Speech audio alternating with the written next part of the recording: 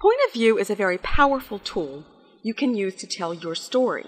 For those of you who have had a chance to look at Zebulon, you will see that I write in first person. I have made that choice, and you will need to choose the point of view that works for you.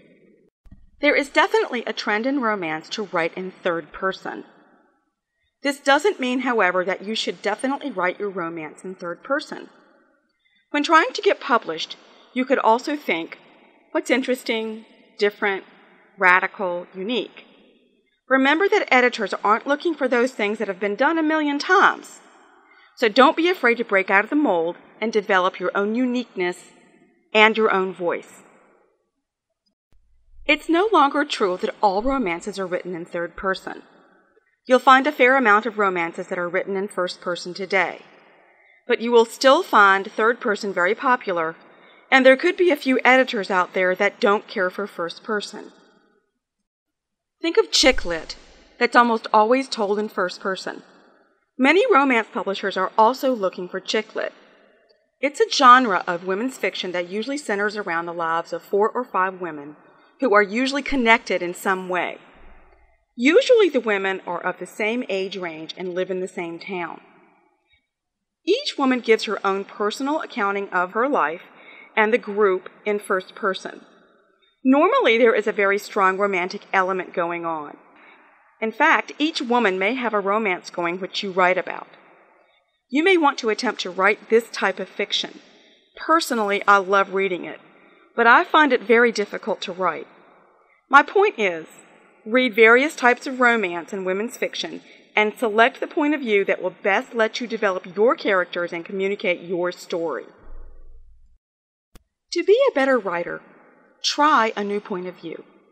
Take the same story and write it from different points of view. Notice the changes in how the story comes across. If you do this, you'll be able to determine which works best for you, and you'll also become a better writer. This link will take you to a very interesting telling of Sleeping Beauty, told through the different viewpoints. Read each one to see how different the story can come across to the reader just from being told from different viewpoints.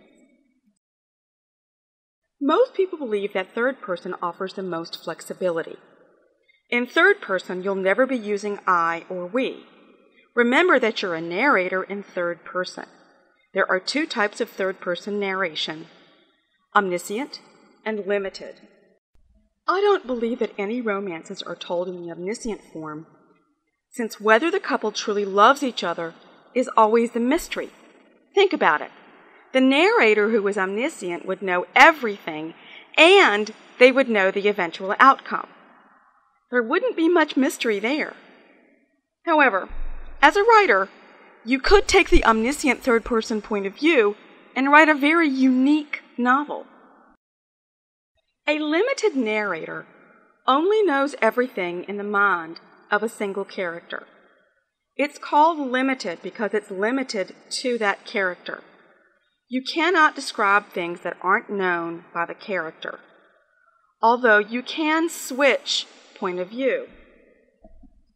When you're switching points of view, you need to be careful when changing the character you are writing in because you can confuse the reader. When you switch, be sure to start the passage with the name of the person you're writing in.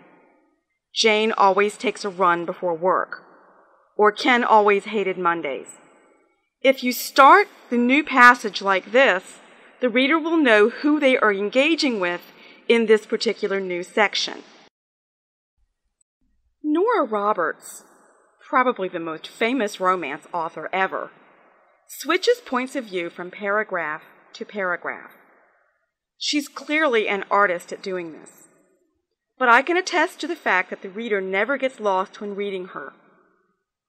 However, most of the time, editors don't like this switching, unless you're Nora Roberts. That's why, most of the time, writers devote each chapter to a character's point of view. But as I've stated before, experiment and see what works for you. You never know. You could become the next Nora Roberts. First person is called limited because you are limited to that one character's perspective. For example, if someone walks into the room, if your character didn't see them walking into the room, then you can't write it. It can be very powerful because it's a way to get at the most intimate thoughts of the character. The advantage is that you always know how the heroine is feeling. Some people refer to first person as deep point of view.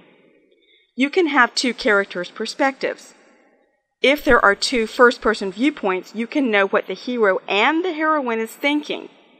Remember that you never know what other characters are thinking. In Zebulon, the reader can't figure out whether Abigail Willis is crazy or whether Zeb really exists. The reader is doing detective work to figure out if what she perceives is real. Again, you need to decide what is right for you. Maybe you already know, and that's fine.